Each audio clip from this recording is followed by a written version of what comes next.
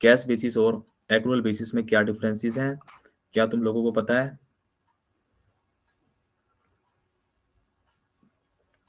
Yes और no में जल्दी से रिप्लाई करिए।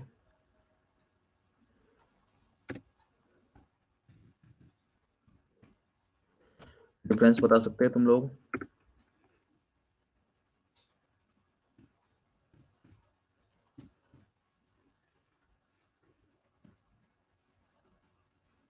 डिफरेंस बताना है, कैश बेसिस और एक्रूअल बेसिस में क्या डिफरेंस है।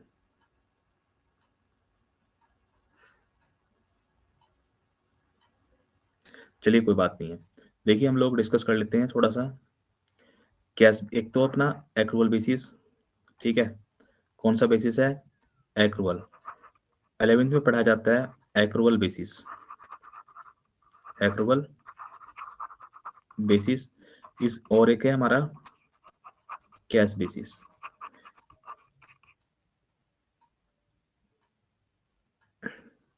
नहीं, देखो एक, हाँ देखिए थोड़ा सा एक्रूअल बेसिस, एक्रूअल का मतलब रिया को ये लग रहा है कि जो इनकम अर्न होगी है वो रिकॉर्ड करना, ठीक है, आने वाला पैसा। देखिए एक्रूअल बेसिस में क्या होता है, बहुत सिंपल है कि इसमें पहले से समझो तुम कैश सिस्टम को या कैश बेसिस को।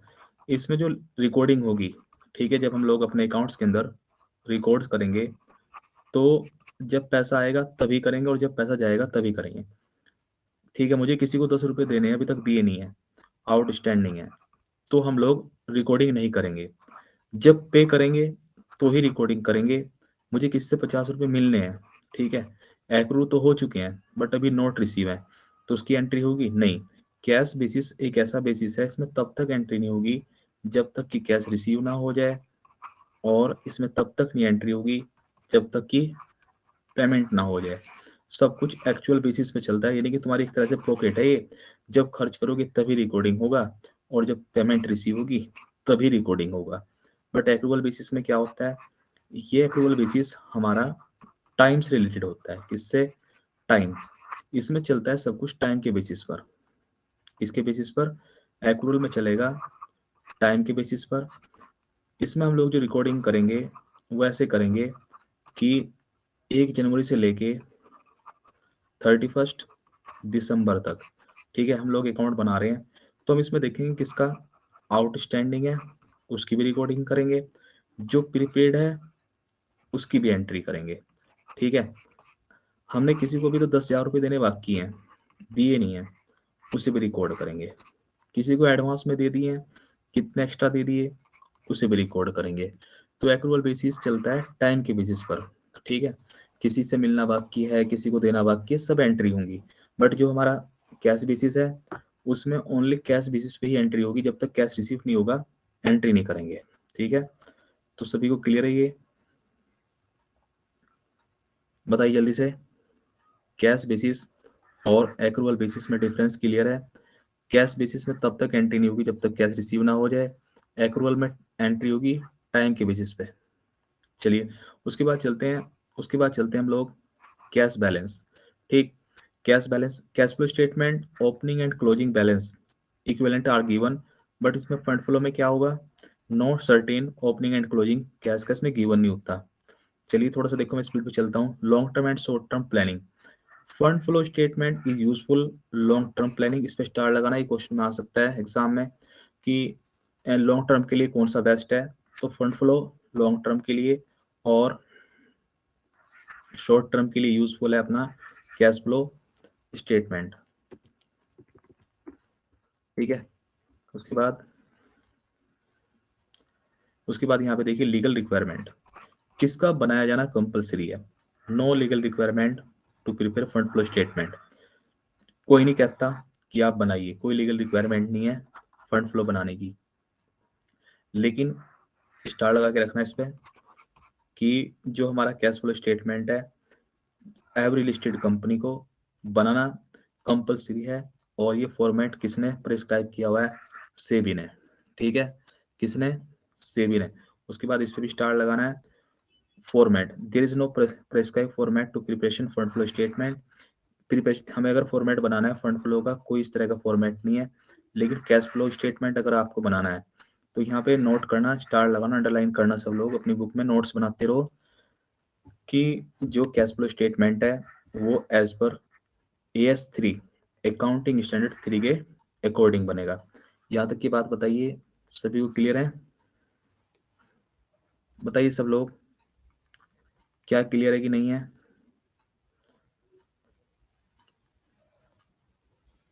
जो हमारा कैश फ्लो स्टेटमेंट है वो कौन से AS के अकॉर्डिंग बनेगा, दोबारा बताइए। एक बार मैं फिर से पूछ रहा हूँ तुम्हारे से,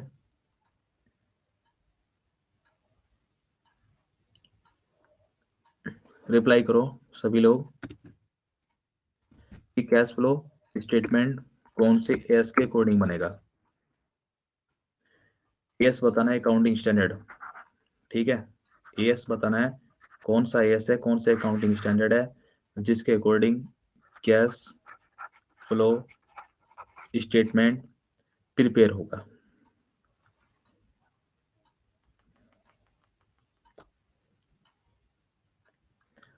रिप्लाई करिए जल्दी से।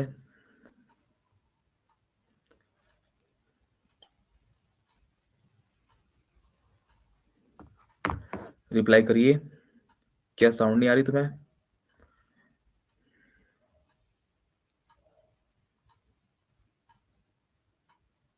एस बताना है, एस एस कौन सा है,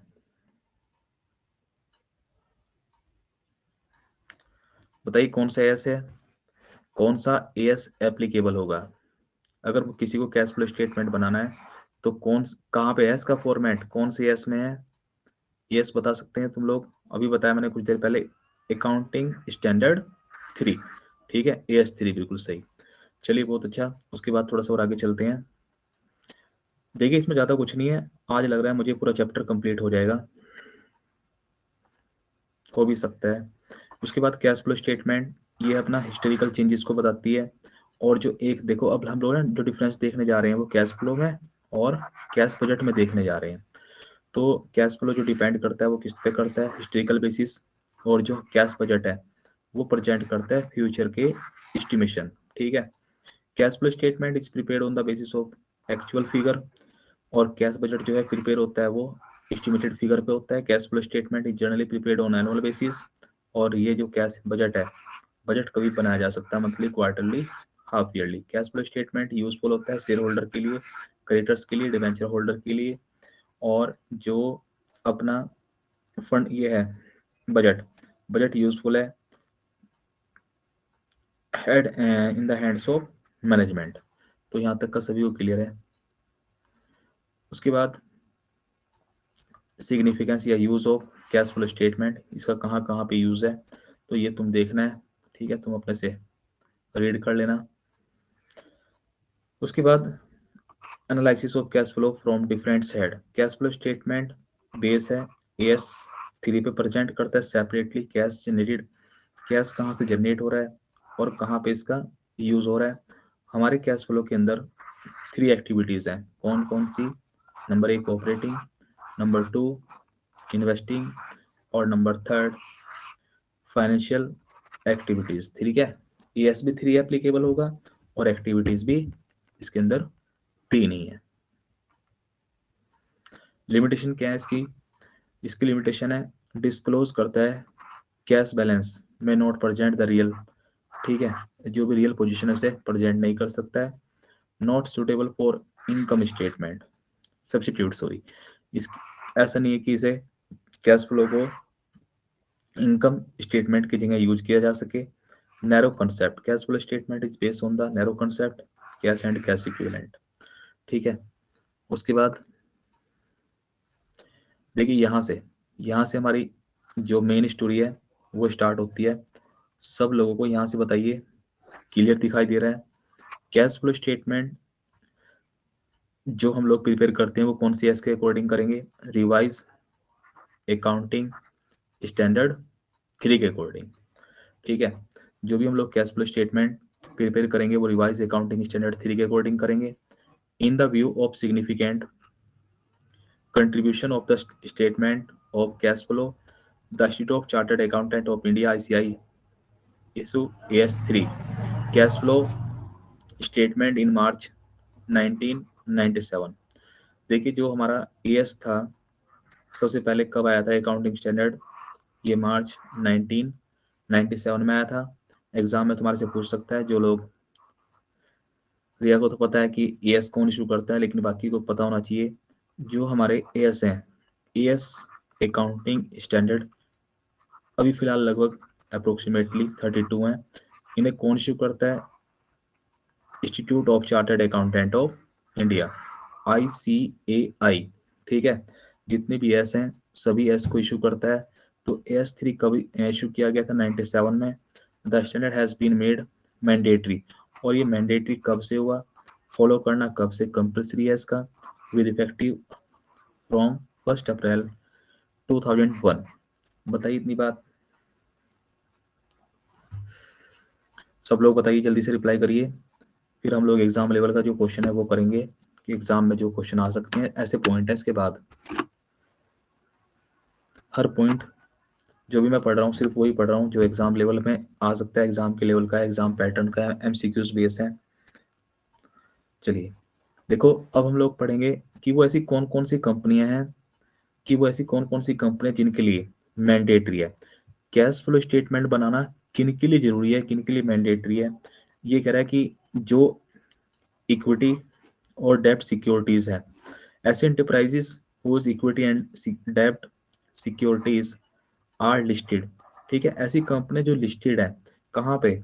stock exchange in India, and enterprise that are in process, या प्रोसेस में है, अपने आप को लिस्टेड कराने की लाइन में लगी हुई है, या तो लिस्टेड है ऑलरेडी, या फिर लिस्टेड लगाने के लिए उन्होंने अप्लाई किया हुआ है।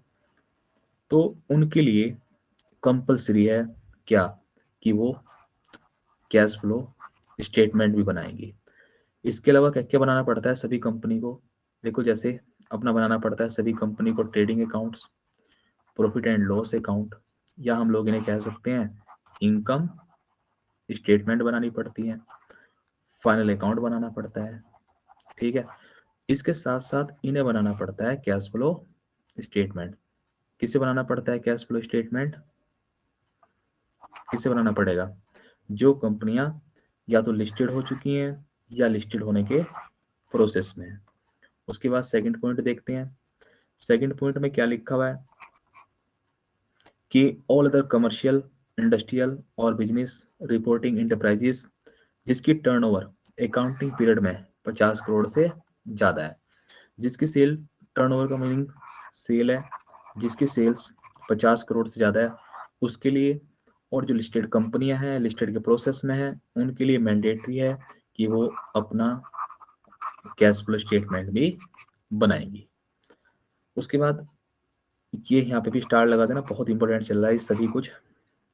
Accounting according to revise AS3 cash flow can be categorise as follow.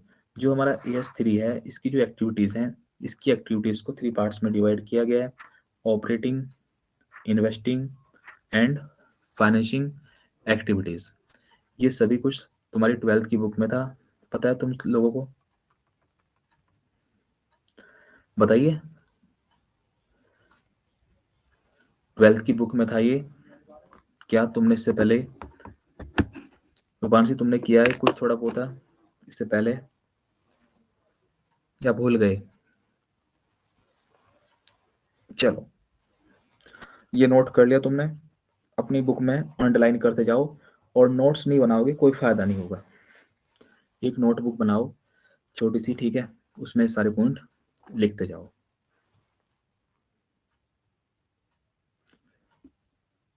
नहीं, वहां पे नहीं था ये। देखिए, फिर दोबारा से एग्जाम में पूछा जाएगा तुम्हारे से कि कैश फ्लो में कितनी एक्टिविटीज है कौन सी है? Operating, investing and financing. ठीक है, 3 एक्टिविटीज है। अब हम लोग चलते हैं नेक्स्ट स्लाइड्स पर। अब हम लोग सबसे पहले देखेंगे क्या, कि अब हम लोग ये पहचान करेंगे कि कौन सी एक्टिविटीज को हम कैसे पहचानेंगे। ऑपरेटिंग एक्टिविटीज, कह रहे हैं कि operating activities are the principal revenue. ठीक है, producing activities of a business enterprises include cash flow from those transaction और event enter into determination of net profit और लॉस।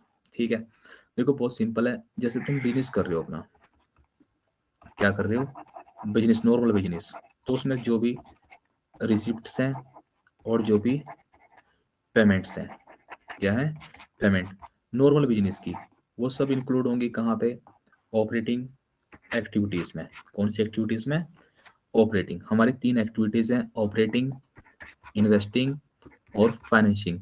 तो हम लोग एक डिस्कस करेंगे। सबसे पहले ऑपरेटिंग एक्टिविटीज़।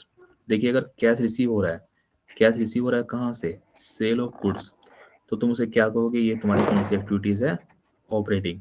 या फिर तुम किसी को अपनी सर्विस दे रहे हो, उसके बदले में जो भी तुम्हें कैश रिसीव हो रहा है उसे क्या कहोगे, operating activities.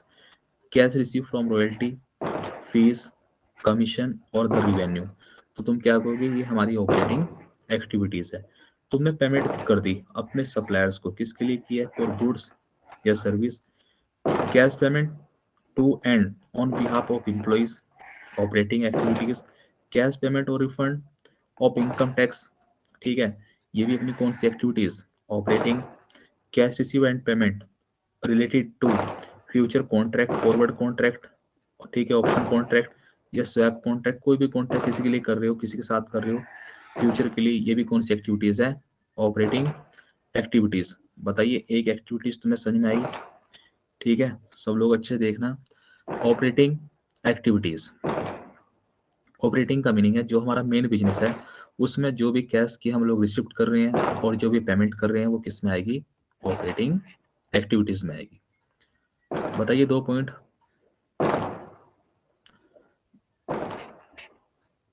Operating activities clear है, रूपांशी बताइए जल्दी।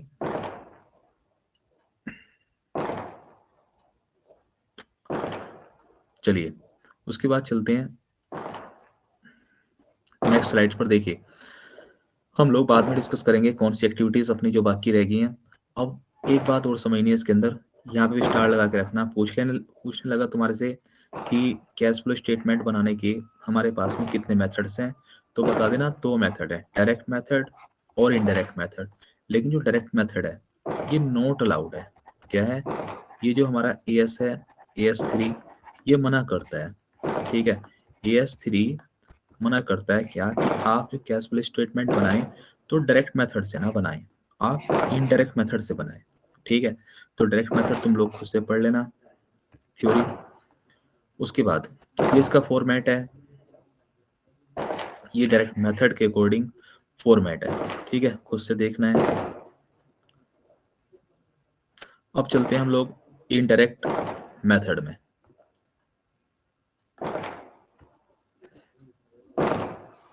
इनडायरेक्ट मेथड में क्या है,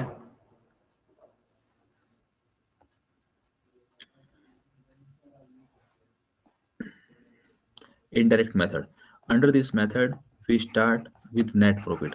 हम लोग जब फॉर्मेट बनाएंगे कहाँ से स्टार्ट करेंगे, नेट प्रॉफिट और लॉस से, and converted into net cash provide by use in operating activities. This indirect method is known as reconciliation method.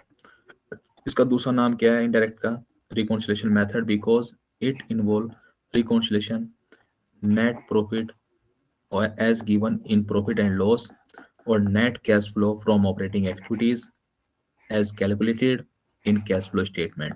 In other word, indirect method adjust करता है क्या है, किस चीज को, net profit for current, for item that affected net profit, ठीक है। तो बाकी जो कहानी है वो तुम्हें पढ़नी है। बस ये है कि जो इनडायरेक्ट मेथड है इसका नाम रिकॉन्सिलेशन मेथड भी कह सकते हैं हम लोग इसे, और इसके अंदर एडजस्ट करते हैं हम किसे, नेट प्रॉफिट को। उसके बाद हम लोग इसका फॉर्मेट चेक करेंगे। देखिए, हमने अभी तक एक पॉइंट पढ़ा था, कौन सी एक्टिविटीज देखी थी, अभी तक हम लोगों ने देखी थी ऑपरेटिंग एक्टिविटीज। अब हम देखेंगे इन्वेस्टिंग एक्टिविटीज, ठीक है। इन्वेस्टिंग एक्टिविटीज वो एक्टिविटीज होती हैं जब तुम कहीं पे पैसा लगा रहे हो, ठीक है, तुम कहीं पे इन्वेस्ट कर रहे हो। इन्वेस्टिंग एक्टिविटीज इंक्लूड वो वाली ट्रांजेक्शन और event that involve in purchase और सेल। हम लोग परचेज और सेल कर रहे हैं, लेकिन किसकी, लॉन्ग टर्म प्रोडक्टिव असेट्स की, सच एज लैंड, बिल्डिंग और equipment, not held for resale और अदर इन्वेस्टमेंट। ठीक है, जैसे तुमने कोई मशीन लगा ली है तो ये क्या है, इन्वेस्टिंग एक्टिविटीज। तुमने बैंक में एफडी करा दी, ये क्या है, इन्वेस्टिंग एक्टिविटीज। तुमने कोई प्लॉट परचेज कर लिया है, कौन सी एक्टिविटीज है, इन्वेस्टिंग। तो यहाँ पे क्या है कि हमने ना रीसेल के लिए नहीं रखा, बहुत जल्दी नहीं हम सेल करने वाले हैं, लॉन्ग टर्म के लिए हमने अपने पास रखा हुआ है। तो उसके बाद देखिए यहाँ पे थोड़ा सा हम लोग देख लेते हैं इसके एग्जाम्पल। कैश पेमेंट, हमारे पास पेमेंट आ रही है टू अक्वायर, सॉरी हम पेमेंट कर रहे हैं, कैश पेमेंट कर रहे हैं किसके लिए, एक्वायर करने के लिए फिक्स असेट्स को। तो कौन सी एक्टिविटीज है, ये हमारी इन्वेस्टिंग एक्टिविटीज है। Also payment for capitalize research and development cost या फिर सेल्फ कंस्ट्रक्टेड फिक्स कॉस्ट, या फिर ये पेमेंट की बात थी तो किसकी पेमेंट है, इन्वेस्टिंग एक्टिविटीज में। उसके बाद कैश रिसिप्ट, जो हमने परचेज किया था इसे क्या कर दिया, सेल या फिर डिस्पोजल। डिस्पोजल भी नाम है दूसरा सेल का। फिक्स एसेट्स को हमने सेल कर दिया, चाहे वो इंटेंजिबल हो या इंटेंजिबल। तो ये कौन सी एक्टिविटीज है, इन्वेस्टिंग। देखो जब पेमेंट करेंगे तो ये है आउटफ्लो, क्या है, आउटफ्लो। और जब पैसा आएगा सेल से तो ये क्या है अपना कैश इनफ्लो। ठीक है, दो पॉइंट है इसके अंदर, आउटफ्लो और इनफ्लो। यहाँ पे कुछ और भी एग्जांपल दिए हुए हैं, कैश रिसिप्ट फ्रॉम सेल। ठीक है, क्या शेयर्स, वारंट्स, डिवेंचर्स वगैरह जहाँ पे हमने इन्वेस्टमेंट किया हुआ था उस अगर उससे आ रहा है, ये भी हमारी कौन सी एक्टिविटीज है, इन्वेस्टिंग एक्टिविटीज। उसके बाद कैश एडवांस एंड लोन। ठीक है, हमने कैश कैश लोन लिया हुआ है, एडवांस लिया हुआ है, investing activities. Cash receive from repayment of advance. ठीक है, हमने क्या ले लिया, रीपेमेंट ले लिया एडवांस, तो ये भी क्या है, इन्वेस्टिंग। तो यहाँ पे इस तरह के काफी एग्जांपल्स दिए हुए हैं, तो तुम्हें ये सभी अपने आप से देखने और नोट करने हैं। उसके बाद चलते हैं हम लोग आज की थर्ड एक्टिविटीज पर। कैश फ्लो की थर्ड एक्टिविटीज कौन सी है, financing activities. Financing activities are activities result in change in the size and composition of owners capital, जो ओनर्स की कैपिटल को और बोरोइंग को जो चेंज करे। ठीक है, तुम कहीं से लोन ले लो, क्या ले लो, लोन अपने बिजनेस के लिए, तो ये कौन सी एक्टिविटीज होगी, फाइनेंसिंग। देखिए cash receipt from issue of shares और अदर सिमिलर इंस्ट्रूमेंट्स। अगर तुम इशू करते हो क्या अपने शेयर्स को या फिर इस तरह की किसी और चीज को, तो ये क्या होगी, ये रिसिप्ट है और फाइनेंशियल एक्टिविटीज है। या फिर कैश प्रोसीड्स फ्रॉम, अब तुम्हारे पास पैसा आ रहा है कहाँ से, डिबेंचर से, लोन से, नोट से या फिर अदर चीजों से, तो ये क्या है, इन्वेस्ट, ये है हमारी financial activities. Payment of amount borrow, जो तुमने उधार लिया हुआ था उसकी पेमेंट कर दिया है या रिडेम्पशन कर दी प्रेफरेंस शेयर की, डिबेंचर्स की, बॉन्ड की, ये भी कौन सी एक्टिविटीज है, फाइनेंशियल एक्टिविटीज। क्लियर है यहाँ तक सभी को, बताइए।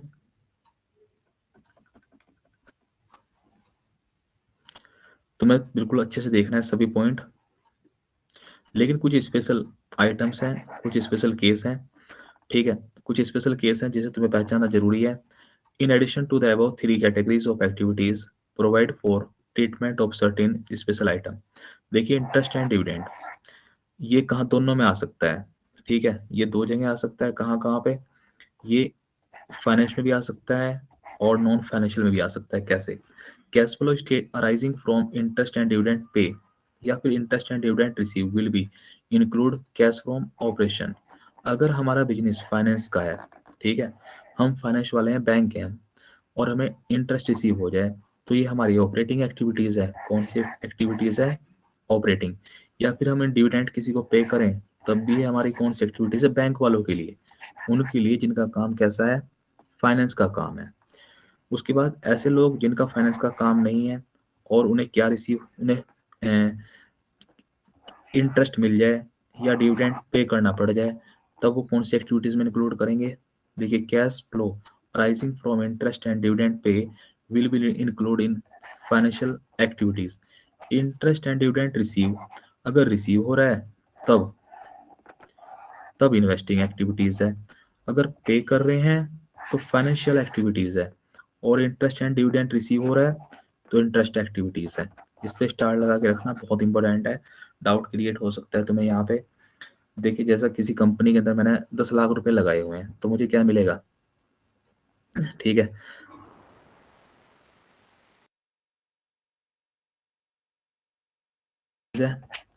इन्वेस्टमेंट एक्टिविटीज़, ठीक। लेकिन अगर मुझे किसी को पे करना पड़ रहा है, किसी को इंटरेस्ट पे करना पड़ रहा है, तो इसका मतलब मैंने फाइनेंस उठाया हुआ है, फाइनेंस पे पैसे लिए हुए हैं, तो मुझे क्या पे करना पड़ेगा? जब पे कर रहे हैं तो फाइनेंसिंग है, और जब रिसीव हो रहा है तो इन्वेस्टिंग है। बताइए यहाँ तक की बातें, ये वाला पॉइंट बताओ जल्दी से।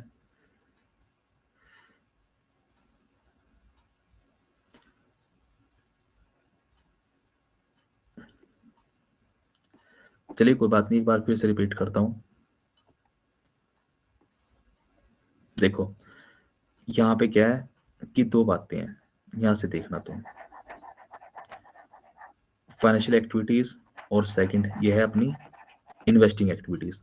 अगर हम लोग कैश फ्लो अराइजिंग फ्रॉम, अगर कंपनी क्या कर रही है, इंटरेस्ट और डिविडेंड पेड कर रही है, पेड, सपोज करो तुम पेड कब करोगी? ठीक है, तुमने बैंक से लोन ले लिया, जो तुमने बैंक से लोन लिया ना, ये तुम्हारी फाइनेंशियल एक्टिविटीज है। अब तुम्हें इस पे इंटरेस्ट पे करना पड़ गया, या तुमने डिवेंचर इश्यू किए हुए हैं, पैसे की जरूरत थी, तुमने डिवेंचर इश्यू कर दिए, तो तुम्हें डिविडेंड पे करना पड़ेगा, या फिर तुमने प्रेफरेंस शेयर है तब भी डिविडेंड पे करना पड़ेगा। डिवेंचर पे तो इंटरेस्ट पे करेंगे और प्रेफरेंस शेयर पे डिविडेंड पे करेंगे। तो ये कौन सी एक्टिविटीज है? Financing activities.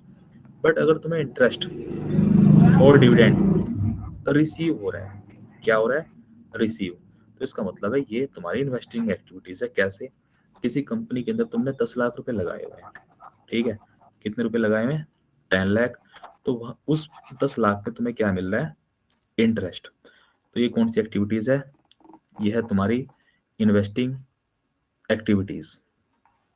अब चलते हैं extraordinary items. Cash flow associated with extraordinary items such as bad debts recovered, claim. तो ये कौन सी एक्टिविटीज में आएगा? ऑपरेटिंग एक्टिविटीज में भी आ सकता है, वो हम लोग देख लेंगे जैसा भी कुछ होगा। ठीक है, ये क्वेश्चन पे डिपेंड करता है कुछ हद तक।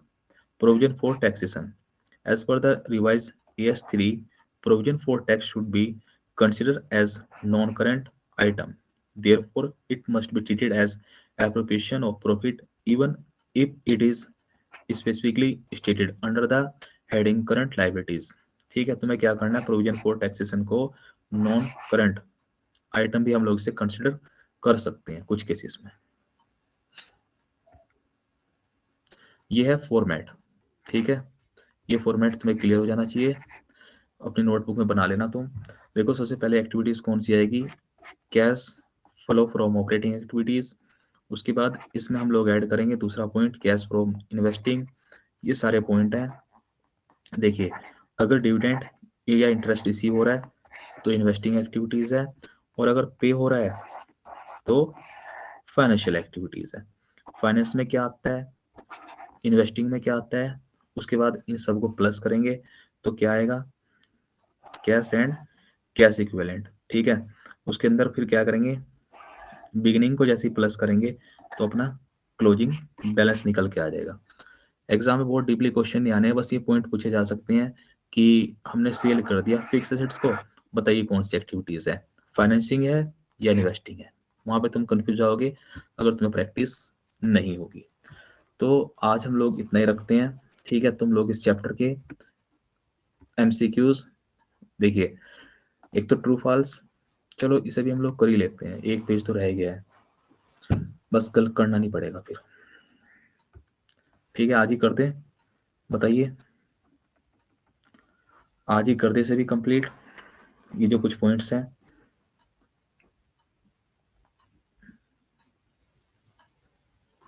ठीक है, देखो कुछ पॉइंट हैं, जैसे यहाँ पे net cash flow from operating activities, investing, financial activities can both positive और नेगेटिव, जरूरी नहीं है।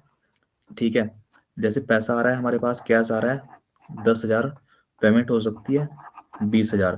तो ये कह रहा है कि जो आंसर है, किसी का भी आंसर, चाहे ऑपरेटिंग का हो, इन्वेस्टिंग का हो या फाइनेंसिंग का हो, पॉजिटिव भी हो सकता है, निगेटिव भी हो सकता है। मान लो हमारे पास कैश रिसिप्ट है 10,000 की, पेमेंट कर दी हमने 20,000 की बैंक से ओवरड्राफ्ट लेके, तो ये आंसर निगेटिव आ गया ना, माइनस में 10,000 चले गए हैं। ठीक है, तो ये कह रहा है कि आंसर दोनों हो सकते हैं, इशू ऑफ शेयर्स और debenture for consideration other than cash as well as conversion of debenture और share are not cash flow. देखिए यहाँ पे बताया गया कि जो शेयर्स हैं और जो डिवेंचर्स हैं उसका हमने कन्वर्जन करा लिया किसी और में, ठीक है, किसी और शेयर्स का डिवेंचर में, डिवेंचर्स का शेयर में। तो यहाँ पे हम लोग इस पॉइंट को इग्नोर करेंगे, ये कैश फ्लो स्टेटमेंट में नहीं आएगा। क्यों? यहाँ पे कोई भी कैश का फ्लो नहीं हो रहा है, कन्वर्जन से कोई फ्लो नहीं होता। Total of cash flow from all activities वो किसके इक्वल होगा? Closing cash and cash equivalent के, ये ध्यान रखना। समटाइम क्या होता है, सिंगल ट्रांजेक्शन में include cash flow belong to two different activities. For example, if assets is purchased on installment payment system, each installment will be include interest part of the cash price. The cash pay for interest is a financial activities, और जो interest है and cash पे और principal amount is investing activities. तो ये कह रहा है एक ही ट्रांजेक्शन दो जगह भी इंक्लूड हो सकती है। जैसे कोई हमने यहाँ पे इंस्टॉलमेंट में कोई चीज़ परचेज की है, तो जो इंटरेस्ट है और जो कैश पार्ट है उसका, तो जो कैश पे हो रहा है फॉर इंटरेस्ट के लिए, किसके लिए? इंटरेस्ट के लिए, वो तो हमारी फाइनेंशियल एक्टिविटीज है। और जो जो मशीन में हमारा पैसा लगा हुआ है, जो प्रिंसिपल अमाउंट है, वो हमारी इन्वेस्टिंग एक्टिविटीज है।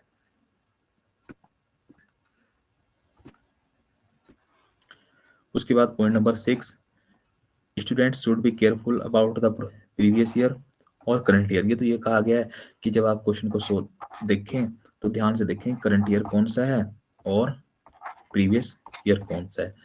तो ये सभी को क्लियर हो गए होंगे पॉइंट। ठीक, अब तुम्हें क्या करना है,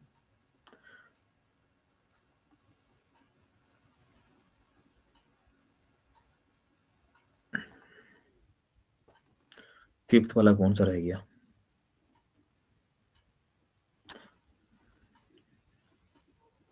चलिए फिफ्थ वाला देखते हैं, फिफ्थ कैसे रह गया। एनी इनफ्लो और आउटफ्लो, एक मिनट में स्क्रीन को थोड़ा सा क्लियर कर देता हूँ। एनी इनफ्लो और outflow between cash and cash equivalent is also not into taken into account while preparing cash flow statement। क्या दैट इज एग्जांपल क्या दिया हुआ है, कैश विड्रॉल फ्रॉम बैंक। अच्छा, क्या एनी इनफ्लो और outflow between cash equivalent is also not taken. देखिए ये तो preparing cash flow statement, cash withdrawal from bank,